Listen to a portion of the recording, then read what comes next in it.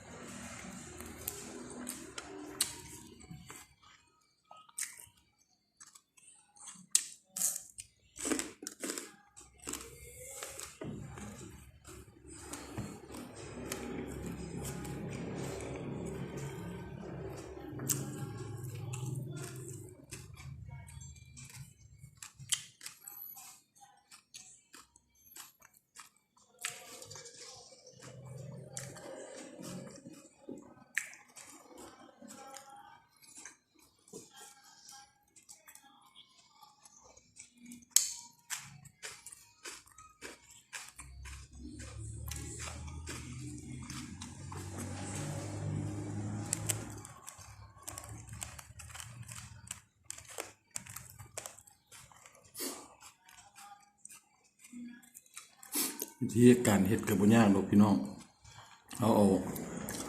กระทะขึ้นตั้งไฟให้ร้อนเนาะ เตรียมเนื้อไว้ห้วยเกลือห้วยพริกไทยหน่อยนึงแล้วก็เอาน้ำมันงาใส่เนาะเพื่อความหอมแล้วเราก็เอาซีนลงไปหรือว่าเอาเนื้อลงไปดาด